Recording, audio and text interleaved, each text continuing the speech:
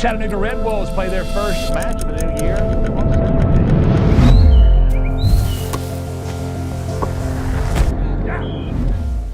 Assalomu alaykum aziz muxlislar.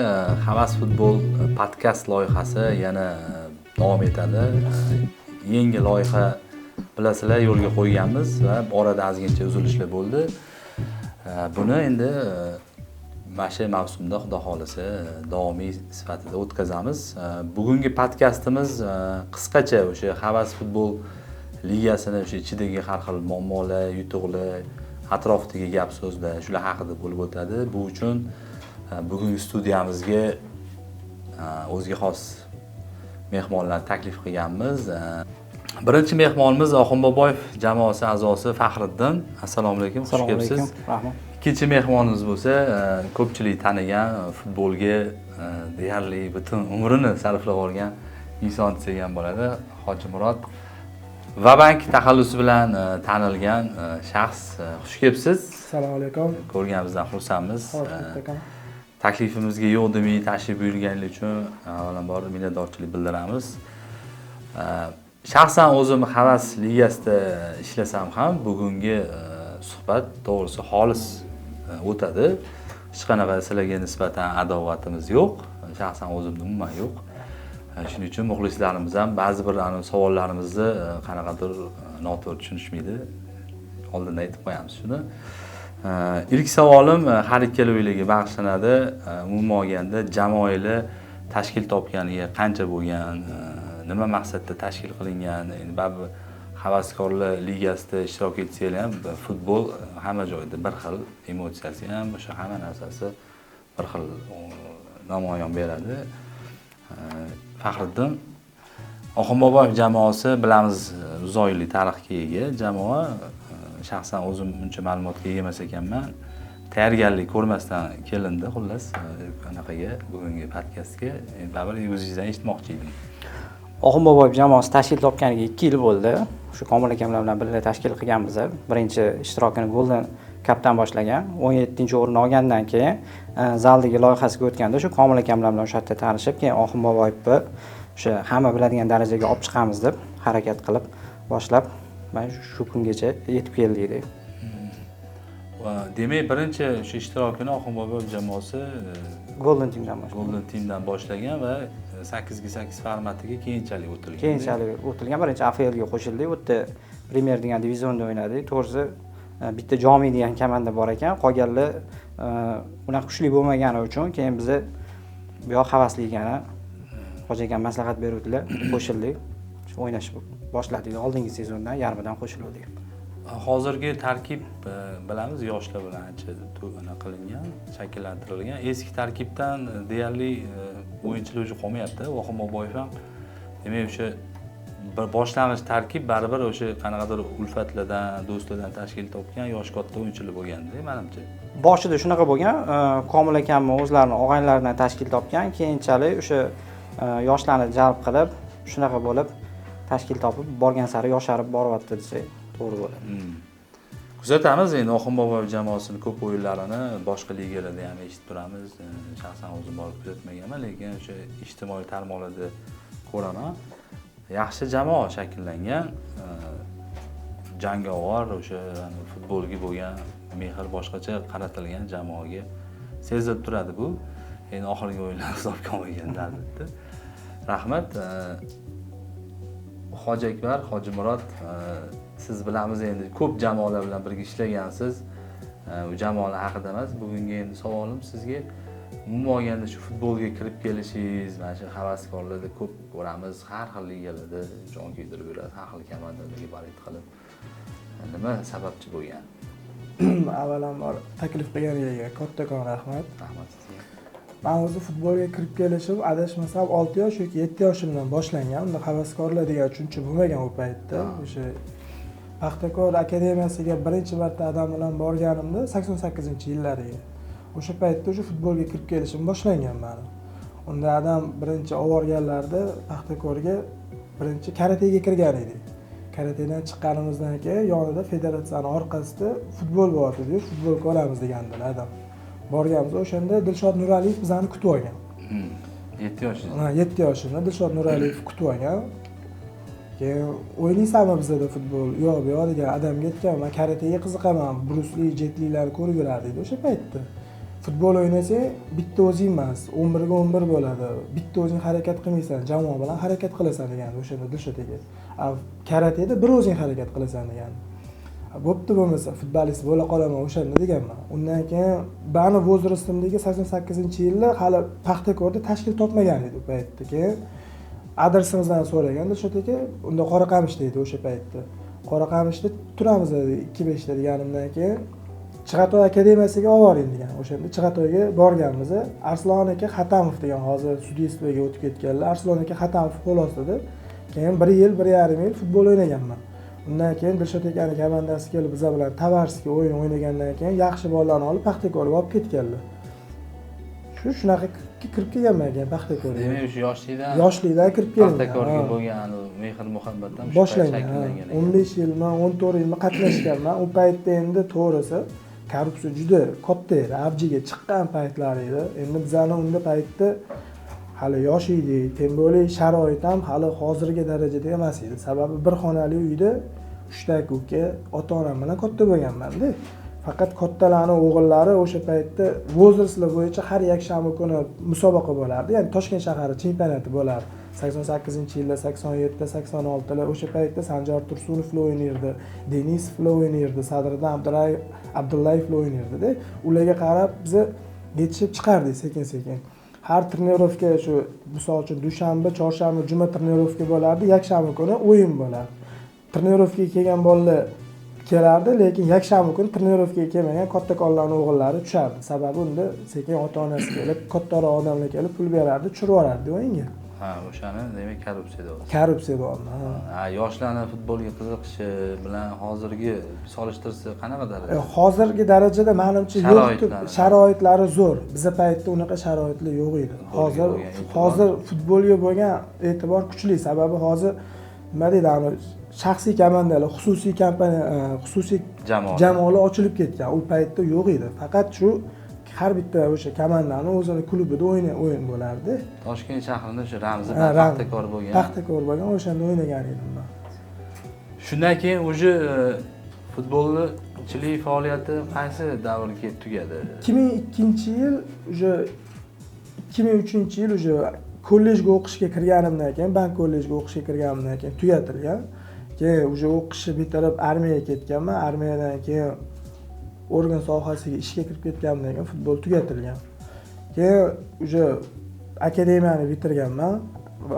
Anaqa ofitser bo'lib chiqqanimdan keyin o'sha yana futbolga ishtiyoq bo'lgan baribir. Sababi mana shu narsalarga yetishishimga futbol sababchi bo'lgan.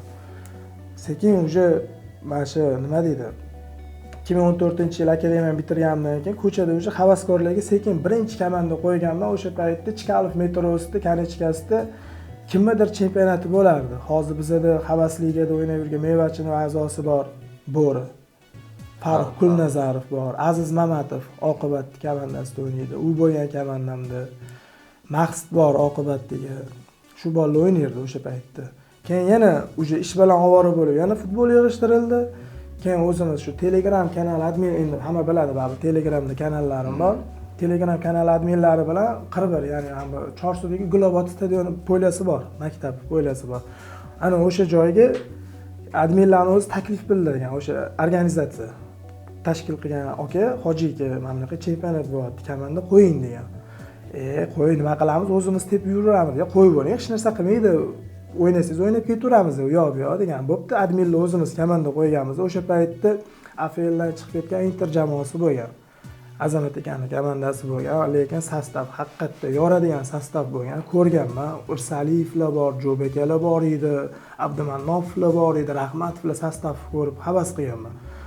Organizatordan so'raganman, bular mumkinmi o'ynashda? Endi havaskorlarda mumkin aka, yo'q degan. Biz adminmiz-ku, oddiy biz bolamiz. Bo'ladi, o'shani Interga nisbatan o'sha yoraman degan maqsadda komanda qo'yilgan adminlar bilan. Gruppadan birinchi o'rin bo'lib chiqqanmiz. Nariga gruppada ikkinchi o'rindagi komanda bilan o'ynashimizga to'g'ri kelib qolgan. Ikkitali o'yin edi, atletni o'yin edi. Birinchi o'yinda 8-4 yutqizib qo'yganmiz. Endi bizga Onsoro Saperni tushadi deb kutgan edik-da biz. Qarasak, u ham Nasaf akademiyasini olib kelgan, Lion degan komanda edi unda. Organizatordan so'raganman keyin. Yana qo'shimcha zaifga qilinsa bo'ladimi, reglamentda bormi desam, bor aka, qilsangiz bo'ladi degan. Endi men faqat yutqizuvga o'rganmaganman. Men hech qachon ko'tara olmayman yutqizuvni. Organizatordan so'raganman, bo'ldi deganman. O'sha paytda Dilshod aka bilan yaxshi edim, Mirsaliyev bilan, kakraz Inter jamoasida zaifga deydi ham. Telefon qilganman, doda derdi o'sha paytda. Hozir ham doda deymiz-ku. Dilshod aka assalomu alaykum, va alaykum assalom deganlar. Shunaqa sizlar o'ynayotgan chempionatda birinchi o'yinni yutqizib qo'ydik biz. Menga bolalar kerak, top bering deganman. Nechta bola kerak deganlar, shu 7 ta bola kerak menga degan. Men razницasi 4 ta. Sababi keyingi etapga o'tishimiz uchun kamida 5 ta urishimiz kerak, o'tkazishimiz kerak emas deganman. U o'yinchilarni o'sha anaqasi bo'lmagan, u paytda reglamentda anaqa bo'lmagan. Yo'q, reglament yo'q edi. Oddiy chempionat bo'lgan. Yo'q, oddiy lekin yaxshi komandalarni yig'gan. Qo'shilib ketgan odam qo'shilib ketgan. Ya'ni o'sha paytda keyin Paxtakordagi bolalarni chaqirganman, futzalchi bolalarni. Atvetning o'yiniga 3 kundan keyin kelib o'ynaganmiz, 7-1 ga yutganmiz. O'shandan keyin o'sha azartga kirib, havaskorlarga kirib borganman. Havasga kirib kelishim keyin Azamat aka o'zlari bir adashmasam 2 hafta, 3 haftadan keyin havas tashkil qilyapti, keling deganlar. Men o'shani bilmaganman. Nima degani u havas deganman. Bilasiz, keling deganlar. Keyin o'shanda havas birinchi boshlanishi kubik bilan boshlanganda. Inter gruppasini tashaganlar Azamat aka menga. Gruppada Inter bo'lgan, Ben bo'lgan, Oxunboboy bolalar yaxshi taniydi. Dinamo jamoasi bo'lgan, Inter bo'lgan. 4 ta. Borganman, yakshanba kuni. Endi Azamat akaga aytganman, aka, sizni komandangiz kuchli urib oladi bularni, yo'q degan. "Yo, siz keling, ko'rasiz" degan. O'sha paytda borganman. Inter bilan Aziya Metal o'yini bo'lyapti. Haqiqatda men anu orzuyimdagi komandalar o'ynayapti, ko'rsangiz. Zo'r o'yin bo'lgan. O'shanda Aziya Metal jamoasi adashmasam 6-3 hisobida Inter yutgan edi. O'shandan keyin shu havas futbolga kirib kelganman, qolib ketganman o'sha. Yo'q, endi havas futbolda emas, havaskorlar qolib ketganman. Mehri tushib qolgan. Yaxshi xotiralarni esladik hozir. Umuman olganda ligalar hozir ko'p, havaskorlar ligasi juda ham ko'p. Borgan sari o'sha futbolga bo'lgan e'tibor, qiziqish bunga sababchi bo'lyapti. Ko'p komandalarni bilamiz, har xil ligalarda to'p surishadi. Masalan, Oxunboboyev jamoasi, endi bular ham masalan Hojimurod ham ko'p jamoalarga homiylik qilganlar, xullas mahalladan komanda qilib chiqishgan. Bular ham biladilar baribir o'tdek holatlarni. Umuman olganda o'sha havaskorlar ligasidagi o'sha tashkiliy ishlar qanaqa darajada deb o'ylaysizlar hozirgi vaziyatda, hozirgi holatda, mana bugungi kunda deb? Agar men o'zim o'ynagan, misol uchun komanda qo'ygan o'sha ligalar haqida gapiradigan bo'lsak, birinchisi Golden Teamda o'ynaganmiz. U yerda misol uchun nima desa bo'ladi? To'g'risi paytida yaxshi bo'lgan, media taraflama yaxshi ketyotdi, keyin o'zini o'zi oyog'iga bolta urib, hozirgi holati menimcha ayanchli ahvolga kelib qolgan deb o'ylayman. Borini gapiraman. Men shunaqa deb o'ylayman. To'g'ri, komandalar ham qolmadi deb o'tdi. Masalan, o'sha sabab, masalan, olib qaraydigan bo'lsak, komandalarning darajasi baribir ligalarga ta'sir qiladi, to'g'rimi? Shunaqa. Agar o'sha komandalar masalan o'sha ligalarda futbol o'ynashmasa, demak o'sha liganing darajasi tushib ketadi. Qiziqish o'z-o'zidan yo'qoladi. Shunaqa. To'g'ri, masalan hozir Golden Team, masalan AFL ligasi, masalan ko'pchilik AFL ligasida o'ynagan, shaxsan o'zim ham o'ynaganman. Borganimizda atmosfera boshqacha bo'lardi. AFL poytaxt ligasi bor, LLF bor. Bu ligalar haqida fikringiz qanaqa? AFLda bunaqa ko'p o'ynamadik. Bir nima deyishim qiyin. Misol uchun endi ko'p qatnashmagan turnirim haqida ortiqcha gapirmayman. LLFda umuman qatnashmaganmiz. Bizdan bolalar bor o'ynagan. Men shaxsan o'zim bilmayman qanaqa tuzilishi, u ichidan bilmayman. Poytaxt ligasiga gapiradigan bo'lsam, poytaxt ligasi yaxshi, har taraflama o'ylangan, o'sha anaqa chiqargan qarorlari hamma narsada qat'iyan turadi. Shu tarafi bilan yoqadi. Havas ligada o'ynayapmiz. Bu ham bizga yo'qotgani uchun shu tuyg'unimiz hamma taraflama yaxshi qanoatlantirgani uchun. Tashkiliy ishlar baribir har doim o'sha yengillik kiritish sifatida yoki qanaqadir o'sha reglamentga qanaqadir qoidalar kiritish orqali baribir ta'sirini o'tkazadi tashkiliy ishlarga. Oxmoboyev jamoasini o'sha poytaxt ligasida oxirgi o'sha o'yinini kuzatdim o'zim. Apex jamoasi bilan o'sha uchrashuv ikkita ответный bitta anaqa uy o'yini, mehmon o'yini shunaqa tarzda o'tkazilar ekan. U yerda endi qoida shunaqa ekan. Birinchi o'yinda 4-1 biz yutdik. Yutdilar, baribir ozgincha u yerda qanaqadir o'zaro anaqa bu kelib chiqdi. Keyingi o'yinga jangovar ruhda hali ikkala jamoada qanaqadir ichida anaqa tug'ildi o'sha o'yin. Azart. Va o'sha javob o'yinida bilamiz, ko'pchilik biladi, o'sha ligalarda har xil shaxsan havasda ham chiqdi u. Mana shu janjalga yoki nima sababchi deb o'ylaysiz? O'zaro o'sha emotsiyalardan tashqari tashkiliy ish o'sha masalan liga tomonidan baribir qanaqadir tarzda xatoga yo'l qo'ydimi? Masalan, kechirildi hozir mana Havas ligasini ko'rib chiqdik, kechirilibdi Oxmoboyev jamoasining o'yinchilari, lekin u yerga qanaqani bilmayman, ishini qanaqa bo'ldi oxirida. Sabab nima bo'ldi deb o'ylaysiz? Sabab bitta organizatorlarda ayb yo'q. Avvalambor futbol o'ynayotgan odam emotsiyasini o'zini to'g'ri baholab olishi kerak deb o'ylayman. O'sha bizani o'yinchi misol uchun raqib yutqizganda tan olib ketayotganda borib bekor gapirib qo'ydi. Mashina orqasidan shu narsa kelib chiqdi-da. Misol uchun yutgan odam yutug'ini nishonlaverish kerak-da futbolda. Misol uchun siz ham o'ynagansiz, men ham o'ynaganman, Hoji akam ham o'ynaganlar. Bu futbolda bo'lib turadi, kimdir so'kib qo'yadi, nimadir bo'ladi. Bu po'ladagi narsa po'lada qolishi kerak, uni tashqariga olib chiqish kerak yo'q deb o'ylayman. Men shaxsan o'zimning fikrim shu. Shunaqa o'zi shu emotsiyalar sababchi bo'ladi bunaqa asosan janjallarga. Qaysidir jamoa g'alaba qozonadi, qaysidir jamoa mag'lubiyatga uchraydi. O'sha Hoji Murod aytganlaridek mag'lubiyatni men uncha tan olmayman, ya'ni yo'qmi tan olish ham bir mardlik.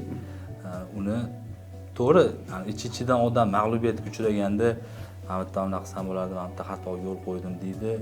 O'sha endi uni keyingi ko'rib chiqiladigan narsalar ular.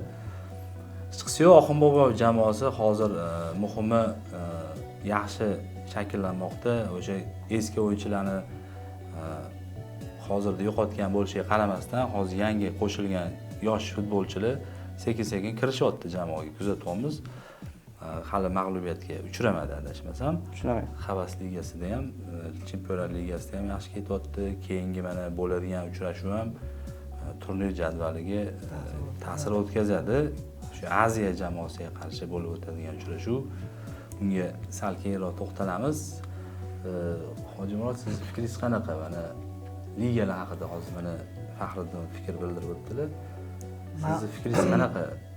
Toshkent shahrida mana shu tashkil qilingan havaskor ligalar. Men o'zim ligalarga kirib kelishni boshlagan birinchi bo'lib o'sha havasda prosta erkak organizator sifatida yoki yordamchi bo'lib qo'shilganman. Undan tashqari AFLga kirganman. AFLda borardi endi. Ko'rardim. O'sha paytda koptosi ham yo'q, boshqa narsa, studiyalarni anaqasi ham yo'q edi-da. Mas'uliyat degan narsa. Siz borayotgan paytda bor edi. Ha, Malyorka degan komanda qo'ygan Ispaniya chempionatiga biz. Malyorka degan komanda qo'ygan edik. Unda hali men o'zim xohlaganda organizatsiyani o'tda ko'rmagan edim men. Yaxshi organizatsiya emas edi, o'yla. Sababi mana hozir ham bilsangiz bo'ladi, AFL o'ziga homiy qilib Melbetda, Linebetda olib kirdi, Xbetda olib kirdi. Bu bizning mentalitetimizga to'g'ri kelmaydi bu narsa. Shundan ham bilsangiz bo'ladi. Qolgan anaqalarda, misol uchun ligalarda havas, misol uchun yaxshi ketyapti. Boshqa 8 ga 8 format ligalarga qaraganda yoki boshqa organizatsiyalarga qaragan ancha o'sdi havas. Varlari bor o'zini, sudyalarni ham ancha paradkiga keltirib qo'ydi. To'g'ri, hamma liga ham ideal emas, o'ziga yarasha kamchilikni, u kamchiliklarni bartaraf qilsa bo'ladi.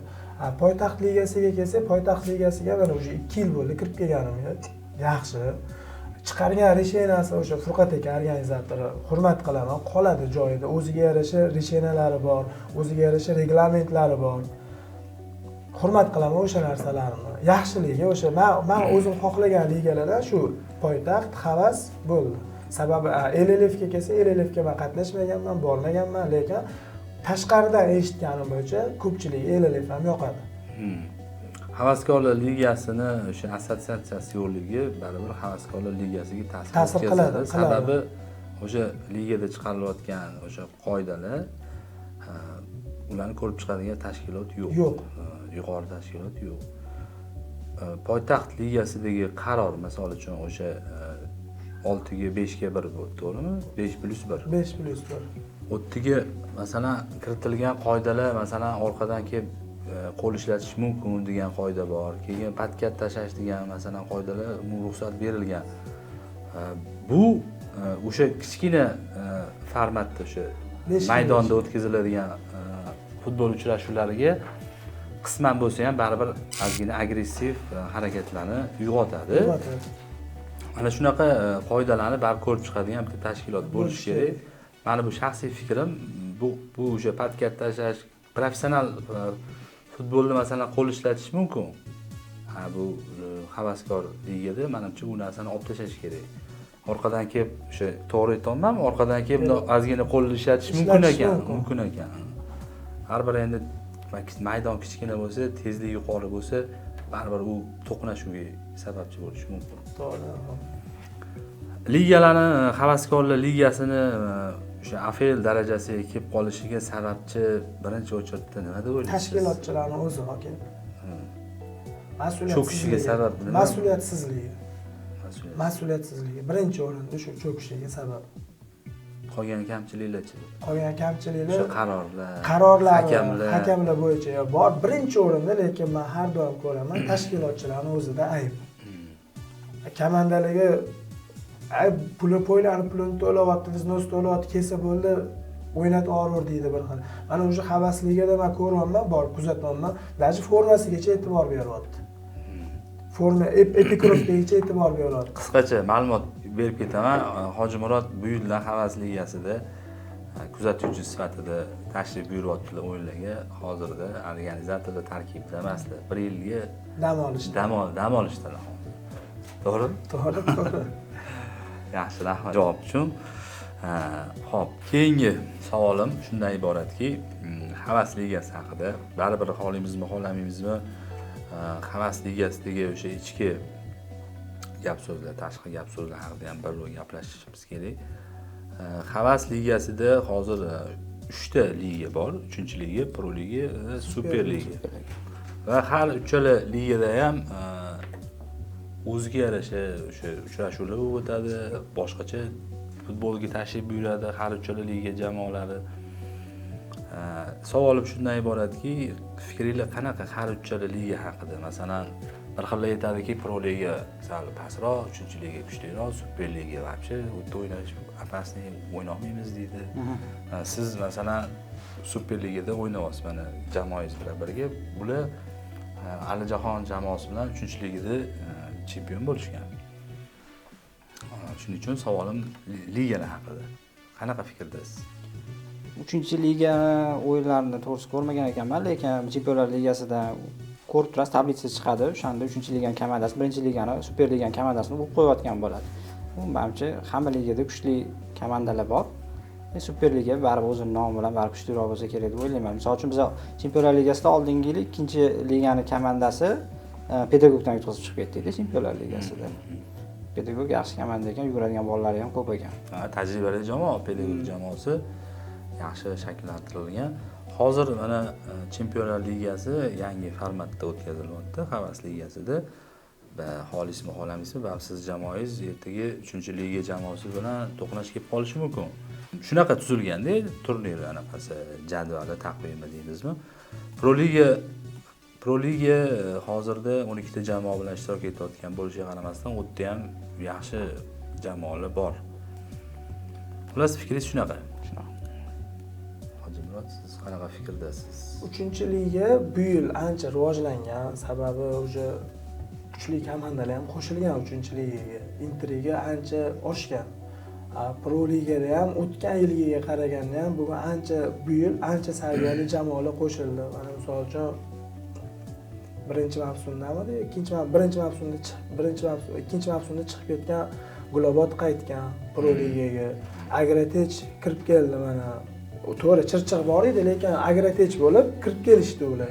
ancha rivojlandi ular. Startet jamoasi Qaldirg'och mana sensatsiya bo'lib ketdi mana o'tgan hafta mana Gulobod yutqizib qo'ydi Qaldirg'ochligi. Bilib bo'lmaydi hozir qaysi komanda stabil ketishi. Lekin yaxshi qabul qildi Gulobod jamoasi. To'g'ri qabul qildi. Ijobiy qabul qildi. Men ularni kuzatib turdim. Ijobiy qabul qildi. Tan oldi mag'lubiyatni. Aybi o'zidan ko'rdi. Momentlar bo'ldi Gulobod. Shaxsan o'zim o'sha o'yinni kuzatib bordim. Gulobod jamoasi ham ancha o'zgaribdi. O'zgargan ancha. Ancha o'sha futbol statistikani nima deydi, futbol estetikasi deydi. Rioya qildi. Rivojlanib turadi. Oldingi yillarga qaraganda. Superliga haqida. Superliga haqida endi daraja baribir boshqacha Superligada. Bu yil ko'pchilik aytayapti Superligada Real Madrid chiqib ketdi, Ansar ketdi, Medvedev ketdi, anaqa pasaydi deydi. Yo'q, aksincha kuchaydi. Ketishmasa ham baribir. Orqadan to'g'ri shunaqa gaplar bor. Komandalar chiqib ketgani bilan zato uning o'rniga to'ldiradigan yaxshi komandalar qo'shilyapti. Yoki mana bu qaysidir sal saviyasi pastroq endi unaqa noto'g'ri bo'lib qoladi-yu, shunaqa gapirsam, lekin boshqa komandalar rivojlanib ketdi ularning o'rniga. Interga hozir Superligada ham qizigandan qizib boryapti. Stabil jamoa sizningcha qaysi hozir masalan 3 ta ligadan qaraydigan bo'lsak? Hozir yaxshi. Masalan, Oxunboboyev jamoasi ham baribir ko'p kuzatamiz. O'yinlarga to'liq tarkib bilan tashib yura olmaydi. O'sha o'yin vaqti qanaqadir to'g'ri kelmaydimi, bilmayman. Sabablar bo'ladi-yu, kichkina sabablar bo'ladi. Ko'p jamoalarda men kuzataman. Tarkib masalan o'sha anaqa sostav qarasangiz, qanaqadir o'yinchilar bo'ladi, lekin stabil keladigan bolalarni aytmoqchisiz-da, siz to'g'rimi? Stabil keladigan bolalarni aytmayapman. Stabil jamoa hozirgi paytda 3 ta ligada qaysi jamoalar deb o'ylaysiz misol uchun? 3-ligada Karavan, Oqibat, Life Team jamoasi. Pro ligada Agratech. Pedagog 90 ga 20-10 bo'lishi mumkin. Sababi bir bolalari kelib o'ynamay qoladi bir. Shunaqa bo'lib qolishi mumkin. Pedagog 90% stabil deyishi mumkin. Gulobod stabil desam ham bo'ladi. Superligada Aziya, xohlasam xohlamasam qo'shaman. Sababi har doim bolalari stabil keladi. Aziyaniki Oxunboboyev ham to'liq kelyapti. Yo'llarda ham aytaman, oxirgi paytlarda to'liq. Temboli mana o'sha disfilikatsiyadan qaytgan bolalari bor. To'liq sostavda kelyapti ular ham. Keyin anaqa Uzbek jamoasi bor. Endi to'g'ri, o'zidagi bolalar safarda bo'lib qolmasa, lekin o'yinga stabil kelyapti u bolalar ham. Chempion Liga hozirda harakat qilayotgan jamoalardan bittasi Uzbek. O'ziga qo'ygan, marrani qo'ygan, maqsadni qo'ygan. Kelib oddiy futbol o'ynash emas, maqsadni qo'ygan, rezultatni qo'ygan deb ham. Bugun har ikkala jamoa vakillari, a'zolari baribir Hojimurod Aziyaga ko'proq simpatiyaga egalar. Ertaga mana har ikkala jamoa o'rtasida bahs bo'lib o'tadi. Oxunboboyev Aziya jamoalari uchrashishadi. Chiroyli o'yin kutamiz birinchi navbatda. Aziya jamoasi bu yil haqiqatda o'sha uzoq yillik orzuni amalga oshirishga qattiq bel bog'lashgan kubok qo'lga kiritishmoqchi. Oxunboboyev jamoasi ham albatta bu yil hali men Oxunboboyev jamoasini o'tgan yilgi jamoa sifatida ko'rmadim bu yil. O'tgan yilgi Oxunboboyev jamoasi baribir boshqacha kuchliroq edi. Bu yil kuchsizroq maqsad. Bu yil kuchsiz demoqchi emasman. Hali o'zini o'yinini mana Liverpool ham jahon futboliga solishtiradigan bo'lsa, Liverpool ham mana Realga nasroy qildi-da va chempionat o'yinida baribir qiynalyapti-da. Oxunboboyev jamoasi ham masalan qanaqadir baribir hozir shunaqa ko'chaga kirib qolgandek nazarimda.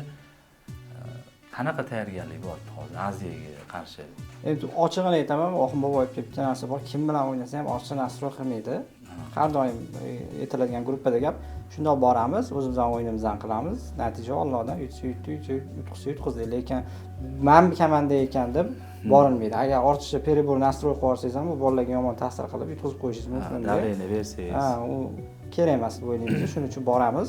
Shunda oddiy, misol uchun qaysi komandaga nisbatan ham nimadir qo'yib, anaqa qilmaymiz, nima deydi, misol uchun. Pris bu narsa qo'yadi-yu, yutish uchun. Yutuqmi? Pulli yutuq. To'g'ri. Havaskorlar ligasida bu ommalashgan hozir. Endi shu usiz ham bo'lmaydi hozir. Bundoq qarasak, bu ham bir yaxshiligi. Xullas, nastroy qo'shimcha qilib ketmoqchi edim shu yerda. Bizda misol uchun komandada hech kim pul olmaydi, boshqa qilmaydi.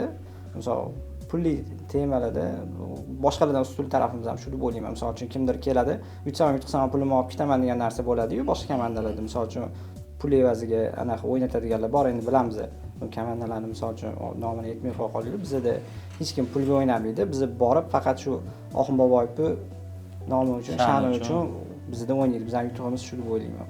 O'yinga nastroy xullas har doimgidek o'sha tayyorgarlik, gruppadagi o'sha gap, o'sha o'yinchilarga yetadi shu. Mashg'ulotchi, mashg'ulotlar qanaqa? Baribir masalan kamchilik deymiz-ku, kamolida kamchiliklar mana shu mashg'ulotlar o'tkazilmasligidan ham kelib chiqadi. O'sha yangi qo'shilayotgan o'yinchilar qanaqadir masalan Hasanni pasini masalan qaysidir yosh o'yinchi tushunmasligi yoki Husanni kimdir tushunmasligi. Xullas boshqa qanaqa bo'ladi-ku sabablar. Mashg'ulotlar qanaqa olib boriladi sizlarda? O'zi o'yinchi tanlaydigan, misol uchun komandada men aniq qilaman, o'yinchilarni olaman. Tarkibda. Bolalarni misol uchun komandada misol uchun bizda Habini bilsanglar kerak hamma narsa bor-ku, misol uchun skarasini napada ishlaymasdir, lekin misol uchun texnik korpus bor, hamma narsa bilan o'yna oladi. Bizga skarasini napada ishiy kerak edi. Men machidan Nasim ketganini eshitdim, men o'zim taniyman, biratishgan bo'lgani uchun misol uchun bolani qo'shib oldim. Xayriddin degan nabadashimiz bor, u poytaxtda o'ynaydi. U yaxshi tepadi, unda ham skors bor. Shunaqa turib, misol uchun ikkita bir xil o'yinchi olib qolmaymiz-da, misol uchun o'yinchilarni har xil qilib, taktikaga moslab, sopernikka qarab alishtirib o'ynatamiz.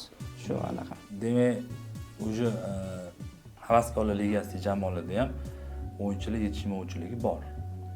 O'yinchi masalan, siz hozir aytasiz, bitta pozitsiyaga bitta o'yinchini olaman deysiz, demak, zaminadan tushadigan o'rniga o'yinchi yo'q, bor, bir-birini takrorlamaydigan o'yinchi olamiz. Misol uchun bitta pas bilan yaxshi o'ynagan bo'lsa, ikkinchi o'yinchimizni boshqa danlisiga e'tibor beramizda. Misol uchun qaysidir o'yinda, misol tiqishadigan bola kerak bo'lsa, uni qo'yamiz. Agar pas bilan o'ynaydigan bola kerak bo'lsa, bunisini qo'yamiz-da. Shunaqa qilib komandalarga qarab moslab o'ynaymiz. Misol uchun u kim bilan o'ynasak, ko'rib o'tiraman o'yinini, misol uchun qaysi komanda bo'lishidan qat'iy nazar ko'ramiz. Bolalar mana bu kamchiligi bor ekan, maratari yo'q ekan. Mana bunaqa o'ynasak, mana bunaqa qilsak, anaqa qilamiz. O'yindan oldin, u o'rganib chiqiladi. Yaxshi. Aziyadan oldin, o'yindan oldin men kecha o'yin o'ynadik, media komanda bilan. Bizga aniq taktik bilan chiqishdi 11 ga 11. Ularni 8 ga yutdik-da. Qaysi mediaga? Galaxy degan komanda bor ekan, yoshroq bolalar. Toshkentda. Shunaqa komanda bor ekan, taklif bilan. Demak, 11 ga 11 formatidagi uchrashuvlarni ham o'tkazib turadi Oxun Boboyev. Xudo o'ylab qarasa yaxshi o'ynayapmiz. Pozitsiyalarni demak yaxshi bolalarimiz ham yetarligan. Yaxshi, omad tilaymiz 11 ga 11. Hojimurod, sizni fikringiz bugungi o'yinga qay darajada tayyor Aziya jamoasi? Baribir o'sha Aziya jamoasini oila a'zosidan bittasi. To'g'ri, ular bilan uzoq yildan beri tanishsiz, aka-uka bo'lib yurasiz. Jamoa qanaqa ichki sirlarni ochishmaysizmi, bilaman, baribir endi. Xudo xolisa Aziya Oxun Boboyev bilan o'yinga yaxshi nastroyda keladi. Hozirgi paytgacha kelmayotgan bolalar ham o'sha yetib kelishdi. 2 oy davomida damda berishdim u bolalarga ham. Surpriz bo'ladi ertaga Oxun Boboyevga, Xudo xolisa u bolalar ham tushadi. Lekin Faxriddin akaning gapiga qo'shimcha qilib ketaman. Aziya jamoasida ham to'g'risini aytaman, pulga o'ynaydigan bolalar yo'q. Yo'q. Yo'q, rostdan yo'q. Tepada xudo turibdi. Yo'q. Ko'pchilik kuladi shu narsani aytsam, yo'q. Yo'q, men ishonaman. Nimaga ishonaman bilasizmi? O'sha komandadan ketgan Abdurahmon qaytib keldi-ku, komandaga masalan. Medgarada o'tdi.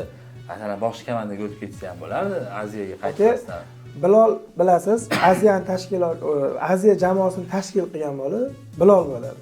Bilol shu darajada bolalarni bitta oila qilib qo'yganki, bu bolalar bir-birisiz yasholmaydi. Men gruppalarda ham ko'raman, hammasini ko'raman. Mehr tushgan bolalar. Mehr tushgan. Ko'pchilik o'ynaydi, pulga o'ynaydi mana shu bolalar. Aziyada o'ynaymi ekan ular pulga? Yo'q, bular aytibdilar, mana Oxun bobo Faxriddin vakili aytibdilarki, zadacha qo'yilsa deyaptilar, to'g'ri aytibdilar masalan. Zadacha qo'yiladi, u uchun qanaqadir mukofot beriladi. Bo'ladi, to'g'ri. Shunaqa har o'yinga kelib pul olishni aytgan. Ya, u narsa bo'ladi. Hamma komandada misol uchun qanaqadir seryozni o'yinlarga sponsor o'zi chiqib nimadir va'da qiladi yoki qo'pol dacha deydi, choyxona deyishi mumkin. Unaqa narsalar bor. Men aytmoqchi bo'lganim, bitta o'yinga premiya oladigan bolalarni nazarda tutganman. Tushundingiz-a? Shunaqa narsa yo'q. Xullas, Aziya ham, Oxun bobo jamoasi ham Xudo xolasa yaxshi o'yin bo'ladi bular bilan. O'yinga tayyor. Endi bu video balki o'yindan keyin chiqadi. hisobni nima qilamiz? Yetib ketaveramizmi? Taxminiy hisob. Bu odam boshlayvering. Qanaqa hisob taxminingiz qanaqa? Endi bu narsani gapirish Yo, to'g'ri endi. raqibga nisbatan hurmatsizlik bo'lib qolishi mumkin. Misol uchun gapirsangiz. Juda qiyin. Bular hozir raqib emaslar bular. Yo'q, umuman ular ham ko'rishadi-ku demoqchiman-da. Baribir. Ya endi ko'rishsa ham mayli. Yutuv uchun harakat qilamiz. 1-0 bo'lsa ham bizga yutuv. Shunaqa. Muhim uchrashuv Hozir olish. men ham aytyapman, men misol uchun Oxin Boboyevga ham hech qanaqa g'arazli niyatim yo'q. Nechi bo'ladi? Aziz ham yutuv uchun harakat qiladi. Nechi bo'ladi? Hisob Allohdan aka, bolalar qiladi harakatni. Yo'q, Alloh beradi aka. Har ikkala jamoa vakillari albatta yutuq uchun maydonga tushishadi. Har ikkala jamoaga omad tilaymiz uchrashuvda. Chiroyli uchrashuv ko'ramiz. Hakamni bilmaymiz hali kimligini. Hakam uchrashuvda mana hakamlar masalasida savol tug'iladigan bo'lsa, mana shu markaziy uchrashuv. Masalan, hakamga o'yinchilar har doim bosim o'tkazadi. Bosim o'tkazishadi. Yoki yoshi katta bo'ladi, hakam undan yoshroq bo'ladi yoki nimadir bo'ladi. U ko'proq o'ynab qo'ygan bo'ladi, havas ligasidan yoki havaskorlar ligasi tajribasi ko'proq bo'ladi. Yangi hakam kelib qolgan bo'lsa, shu qanaqa fikrdasiz? Mana hakamlarga o'yinchilar tomonidan har doim bosim beriladi-ku. Shu murabbiy yoki o'sha jamoa yetakchisi, maydondagi jamoa sardori mana shunaqa vaziyatlarda o'sha bosh rolga o'tishi kerak. To'g'rimi? To'g'ri, misol uchun gapirish kerak, lekin misol uchun miyasi qizigan payt baribir po'ladagi odam, bu yoqdagi odamni eshitish qiyin-da. Baribir xohlaysizmi, xohlamaysizmi, misol uchun Angliya Premyer Ligasini ko'rsangiz, misol professional futbolchi ham borib hakamga gapiraveradi-da. Gapiraveradi. Bu endi bu narsani to'xtatib bo'lmaydi deb o'ylayman. Endi aytmoqchimanki, mana Havaskorlar ligasida futbol o'ynab yurgan yosh futbolchilar bor-da. Bularga nisbatan qanaqadir o'sha yosh katta futbolchilar qoni ko'rinmaydimi mana? O'rnak sifatida-da. Ular masalan uzoqni ko'zlayotgan bo'lishi mumkin. Professional futbolga chiqib ketmoqchidir, o'sha yerda futbol o'ynab. Shunaqa vaziyatlarda o'sha jamoadagi o'sha yetakchilar qanaqadir o'sha o'zaro suhbatlar jarayonida shunaqa narsalarni baribir ta'kidlash kerak-ku. Biz misol uchun постоянно bolalarning qulog'iga quyib kelamiz. Urishma, tegma, hech kimni so'kma, hakam bilan talashma. Lekin baribir misol poytaxt ligasida bo'lgan narsani mana shu o'zingizam guvoh bo'ldingiz. Yo'q, u masala mayli. Prosta mana shu markaziy uchrashuv bo'ladi, boshqa uchrashuvlardagi o'sha hakamlarga bo'lgan futbolchilarni shu munosabatini aytmoqchimanki, bir xil paytlarda o'sha o'yinni sharhlayotgan paytimda to'g'risi jonim achigandan shunaqa deb olganmanki, hakamlik darsligini maktab darsligiga kirgizish kerakmikan deb olganman-da. Bolalarni qanaqadir miyasiga quyish, psixikasiga singdirish uchun. Psixikasiga singdirish uchun. Prosta u gapirib olganman, u kiritilmaydi-ku darslik. Lekin misol uchun havaskorlarni gapiramiz-ku, shu havas ligasida o'zim guvoh bo'ldim. Professional futbolchini qilgan ustiga qilgan postupkasi juda yomon xunuk ko'rindi, lekin haqiqatan ham yomon xunuk ko'rinar ekan. Ayniqsa u professional futbolchi bo'lsa, xunuk ko'rinadi. Juda xunuk ko'rinar ekan. Siz fikringiz qanaqa?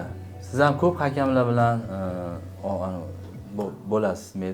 To'qnash kelasiz, baribir qaysi rishinalardan norozi joylaringiz ham bo'lgan. Hamma o'zini haqiqati uchun talashadi hakam bilan, baribir. Hamma o'zini haqiqati uchun. Hakam o'zini sudyaligini qiladi. Hakam o'zini prinsipidan ketmasa bo'ldi. O'zini prinsip rishina chiqardim, bo'ldi, qattim turish kerak bo'ldi. Menga shu narsa kerak. Bo'ldi. Men Mamutdagi tashqaridagi, ichkaridagi o'yinchilarga gapirsam, hakam o'sha rishina chiqardim, o'sha rishinasida qattim tursin bo'ldi. To'g'ri. Turli tashkilotchilar ham havas ligasida hozir keng ko'lamli ishlarni qilishdi. Hakamlar bilan ishlash bo'yicha o'sha qarorlar chiqarish, o'yinga hakamlarni o'sha tayinlash sezilarli o'sha o'zgargan hozir. Jamoalarga ham ta'sir qilgan u. Ayniqsa o'sha Urshxon komandalari deb oladigan bo'lsak, o'sha komandalar ham ancha bosilib qolib futbol o'ynash harakat qilishyapti. Hattoki o'sha kuzatdim, bir-biriga qo'pol o'ynab qo'ygan vaziyatda hakam agar ko'rmay qolgan bo'lsa, tan olgan joylarni ham ko'rdim.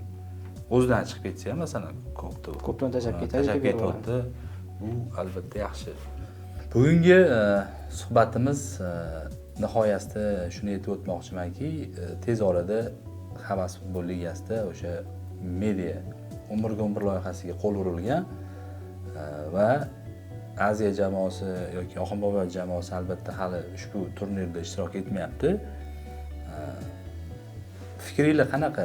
11-11 futbol o'zi aslida yaxshimi yoki havaskorlar ligasida tashkil qilingan va u o'ttiga ishtirok etayotgan jamoalar qanaqa darajada bo'lishi kerak ushbu turnirda ishtirok etish uchun? O'tgan yili birinchi marta o'sha 11-11 medialar havasliga o'tkazganda juda zo'r o'tkazdi. Xudo xohlasa undan ham zo'r o'tkazishini men tilakdoshman. Sababi boshqa media ligalarga qaraganda yengilliklar qilgan havasliga o'sha ligada, o'shanda kartalar joriy qilingan. Kartalar joriy qilingan.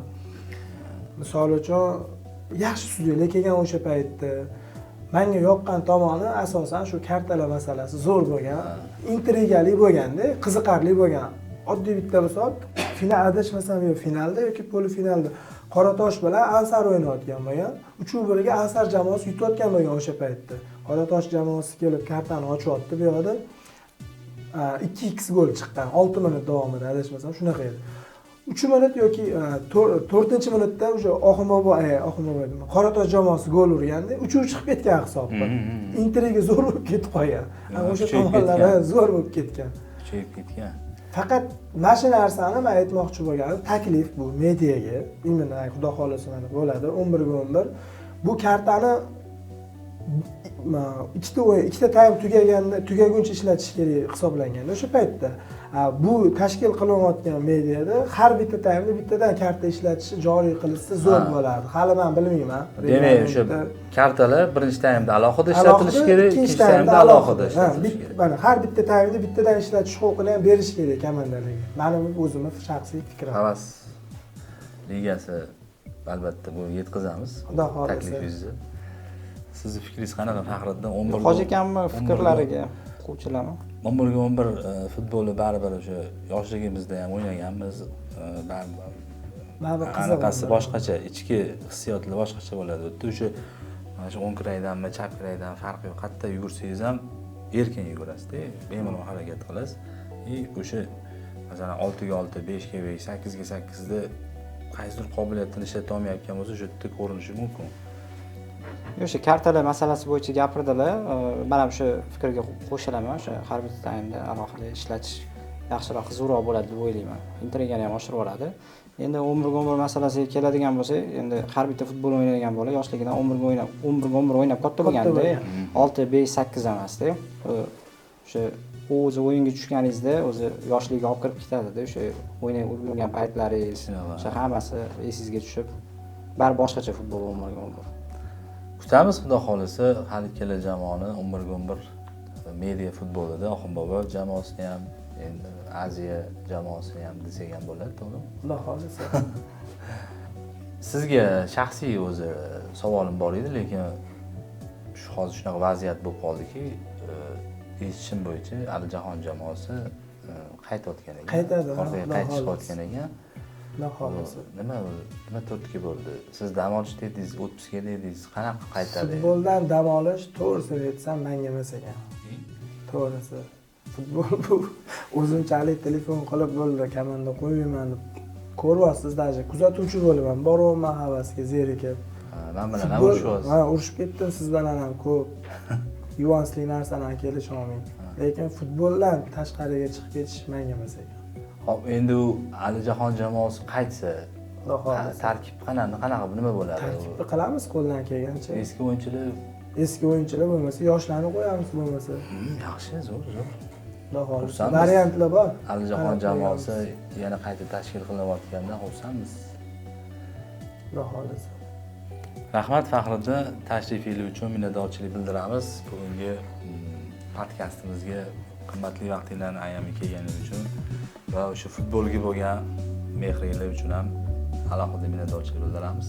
Rahmat kattakon. Sizlarga ham rahmat taklif qilganingiz uchun. Rahmat. Sog' bo'linglar. Endi shunaqa boshliq